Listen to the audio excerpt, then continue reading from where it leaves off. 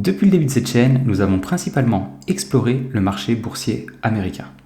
Il est indéniable que le marché outre-Atlantique regorge de sociétés de grande qualité, un véritable paradis pour les investisseurs que nous sommes.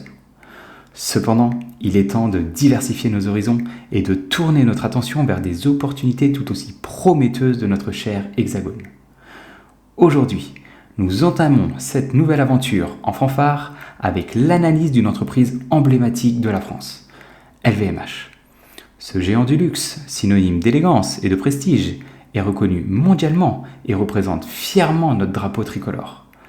Dans cette vidéo, nous allons décortiquer les fondamentaux de LVMH pour voir si elle mérite une place de choix dans ton PEA, mais surtout, je te dévoilerai un prix d'achat idéal pour maximiser tes rendements. Allez, c'est parti!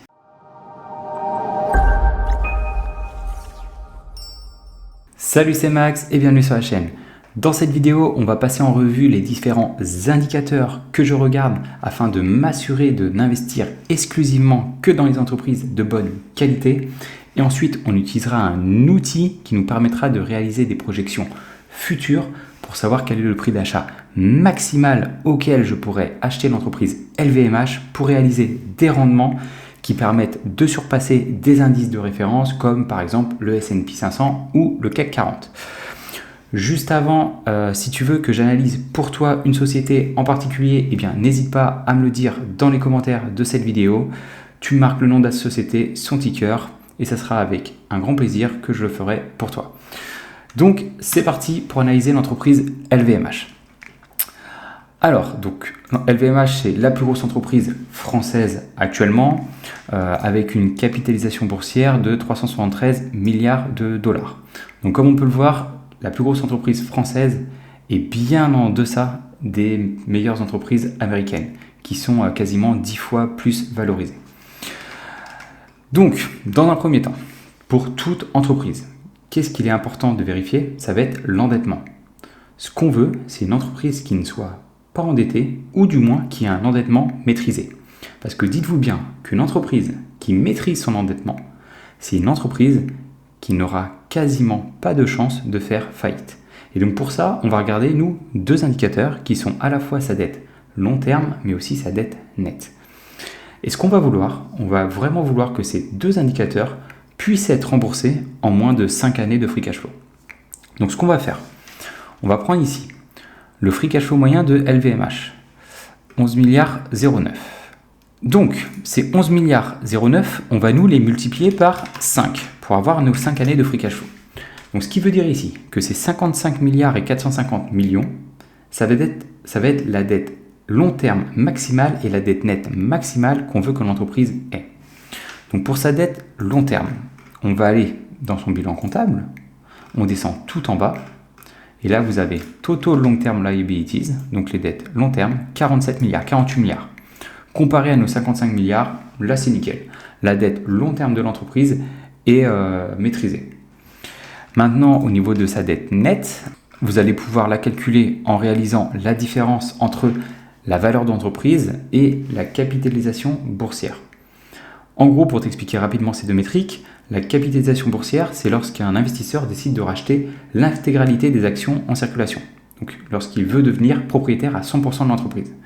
La valeur d'entreprise, c'est lorsqu'un investisseur veut devenir propriétaire à 100% de l'entreprise, mais qu'en plus, il décide de rembourser toutes les dettes de l'entreprise. Donc, pour LVMH, on aurait à faire 441 milliards moins nos 371 milliards. Donc si on fait la différence entre les deux, ça représente 70 milliards. Nos 70 milliards, on est au-dessus des 55 milliards. Donc là, on ne peut pas dire que la dette nette de l'entreprise soit maîtrisée. Si je fais 70 divisé par 11,09, en gros, il faudrait à l'entreprise un peu plus de 6 années pour rembourser sa dette nette. Bon là, c'est un petit peu élevé par rapport à ce que je recherche, mais ce n'est pas non plus inquiétant là-dessus. Maintenant, qu'est-ce qu'on va vouloir s'assurer? On va vouloir que les personnes qui sont à la tête d'LVMH, donc on veut que Bernard Arnault utilise du mieux que possible l'argent de l'entreprise. Et donc pour ça, nous on va regarder 3 indicateurs de rentabilité qui sont le ROA, donc la rentabilité des actifs, le ROE, la rentabilité des capitaux propres, et le ROIC, qui est la plus importante de toutes les trois, qui est la rentabilité des capitaux investis.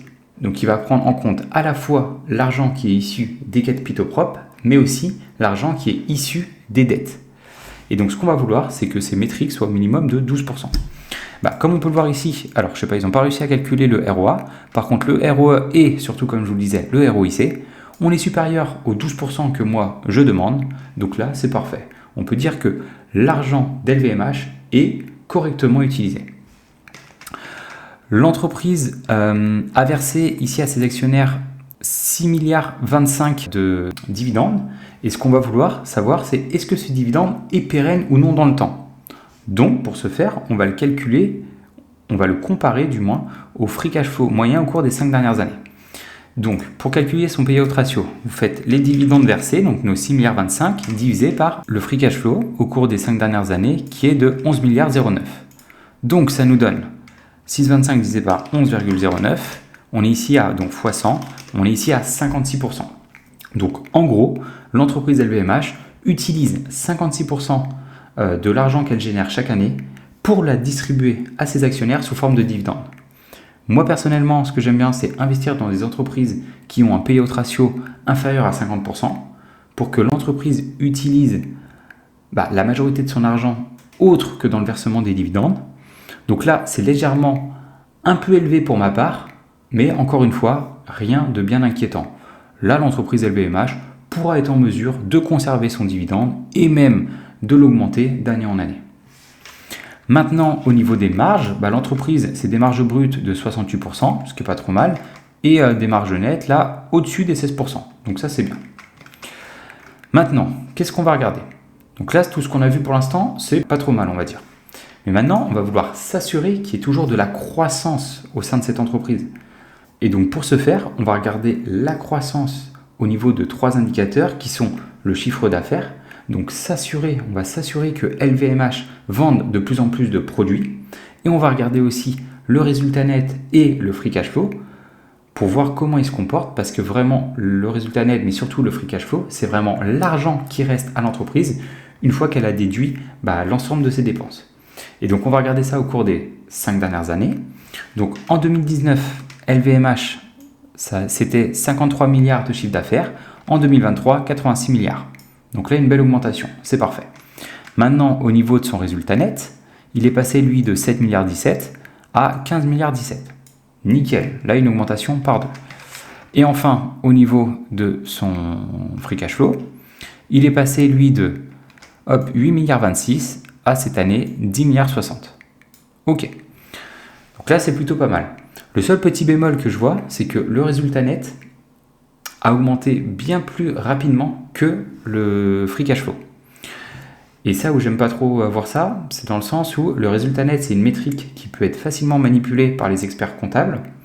Là où le free cash flow, c'est une métrique qui peut être aussi manipulée par les experts comptables, mais c'est beaucoup plus compliqué. En gros, le free cash flow, c'est vraiment l'argent qui rentre moins l'argent qui sort. Et avec le free cash flow, c'est vraiment une métrique très importante parce que c'est le sang de l'entreprise. Vous allez pouvoir réaliser 5 choses. Vous allez pouvoir distribuer des dividendes, donc comme le fait LVMH. Vous allez pouvoir rembourser vos dettes, vous allez pouvoir réinvestir en vous-même, vous allez pouvoir acheter de nouvelles entreprises, donc faire des acquisitions, et vous allez pouvoir racheter vos propres actions. Donc c'est une métrique qui est très importante et ce qu'on veut, c'est vraiment que le free cash flow, lui, soit en croissance d'année en année. Et enfin, la dernière métrique que l'on va regarder, ça va être justement le nombre d'actions en circulation. Ça, c'est une métrique que très peu de monde regarde et pourtant, elle est indispensable pour savoir si toi, en tant qu'investisseur, tu es dilué ou non. En gros, pour t'expliquer, imagine que tu investis dans une entreprise où il y a 10 actions en circulation et toi, tu achètes une action. Donc du coup, tu es propriétaire d'un dixième de l'entreprise. Cependant, si l'entreprise décide de doubler son nombre d'actions, elle va passer de 10 à 20 actions. Cependant, toi, tu ne seras plus propriétaire d'un dixième de l'entreprise, mais de 1/20. C'est-à-dire que tu n'auras le droit non plus à 10% des bénéfices, mais à 5%. Donc c'est très important que cette métrique soit stable dans le temps, ou le mieux, c'est si l'entreprise rachète petit à petit ses actions. Donc pour LVMH, on était ici à quasiment 504 millions en 2019, cette année 499 millions. Donc là, c'est bien. L'entreprise rachète régulièrement ses actions. Donc comme on peut le voir, pour l'instant, LVMH coche plus ou moins toutes les métriques que l'on regarde. Il y a juste la dette nette qui est légèrement... Allez, elle n'est pas non maîtrisée, mais elle est un peu haute. Et le cash flow qui n'a pas augmenté aussi vite que le résultat net. Donc, c'est une entreprise quand même qui est relativement solide.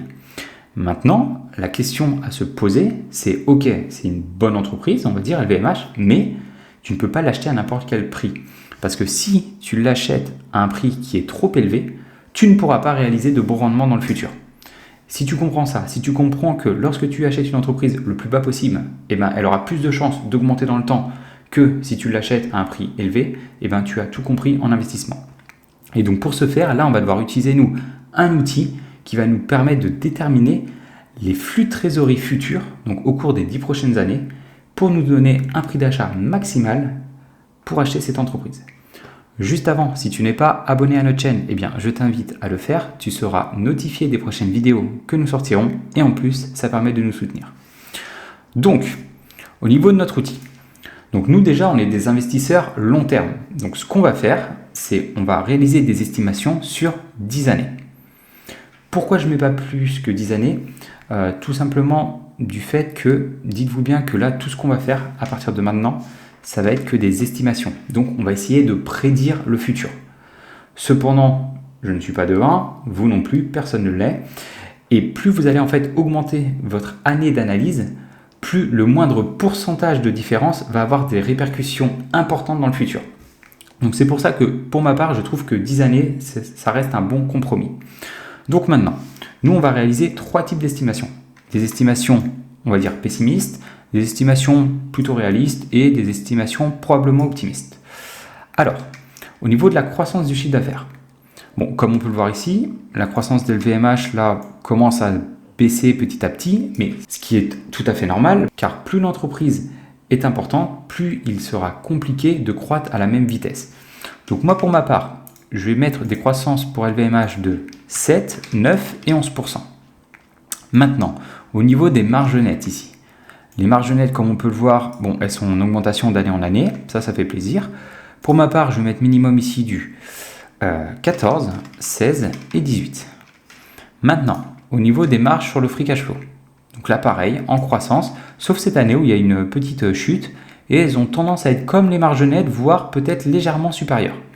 Donc je vais mettre pour ma part ici du 15, 17 et 19. Maintenant, au niveau du PER et du PCF, ça, c'est le PER et PCF qu'on pense que l'entreprise aura dans 10 ans. Généralement, moi, je regarde souvent le S&P 500. Lui, c'est un PER moyen compris entre 15 et 16. Et ce que j'aime bien faire, c'est vraiment d'ajuster cette métrique en fonction de 2 facteurs. Le premier, c'est est-ce qu'il y a une forte croissance du chiffre d'affaires ? Là, des croissances entre 7 et 11%, c'est pas exceptionnel, mais clairement, c'est pas mauvais. Donc, on va dire que l'entreprise mérite un tout petit premium. Ensuite, est-ce qu'il y a un fort retour sur les capitaux investis ? Car un fort retour sur les capitaux investis indique que l'entreprise a un moat, ce qu'on appelle vraiment cette douve de protection, cet avantage concurrentiel. Là, quand on voit un ROIC qui augmente d'année en année et qui a atteint quasiment 14% cette année, oui, l'entreprise a cet avantage concurrentiel et mérite ce qu'on appelle un petit premium. Donc moi, pour ma part, j'estime que LVMH mérite au minimum du 19, 21, 23. 19, 21, 23. Et maintenant, au niveau du rendement, on va mettre pour l'instant juste du 9%. Comme si vous investissiez par exemple dans le S&P 500. On va analyser tout ça et ça nous donne ces chiffres. Donc, en gros, pour te les expliquer, si tu penses que les estimations moyennes ou hautes se réaliseront, celles-ci, dans ce cas-là, tu peux acheter l'entreprise à son prix actuel et tu réaliseras au minimum un rendement de 9%. En revanche, si tu penses que les estimations basses se réaliseront et que tu achètes l'entreprise aujourd'hui à 744 $, dans ce cas-là, si tu te fies aux marges sur le free cash flow, tu réaliserais un rendement uniquement de un peu moins de 7%. Sauf que, encore une fois, là, attention, vu qu'on investit dans des entreprises individuelles, on se doit de se mettre une marge de sécurité. Et comment on se met cette marge de sécurité ? C'est en augmentant le rendement que l'on souhaite chaque année. Et moi, pour ma part, je mets au minimum du 12, du 13,5 et du 15. Et quand j'analyse tout ça, bah voilà, ça nous donne ces chiffres. Donc, comme on peut le voir, là actuellement, l'entreprise LVMH semble surévaluée par rapport aux estimations que j'ai réalisées et aux marges que je me suis fixées. Moi, pour ma part, je pense que les estimations hautes seront compliquées à réaliser. En revanche, les estimations moyennes me semblent tout à fait réalistes. Et je vais me fier principalement aux marges sur le free cash flow ici, qui était de 17%. Donc pour ma part, ce que je vais faire, c'est je vais mettre LVMH sur ma watchlist à 600$. Et lorsque l'entreprise descendra à 600$, je commencerai probablement à rentrer en position dessus. Et donc pour t'expliquer ici les résultats, si tu penses que les estimations moyennes se réaliseront, donc celle-ci, 9% de croissance du chiffre d'affaires, 17% de marge sur le free cash flow avec un PCF de 21 et que tu achètes l'entreprise à son prix actuel, 744$, dans ce cas-là, tu réaliserais un rendement de 11,17%, ce qui n'est pas dégueulasse en vrai.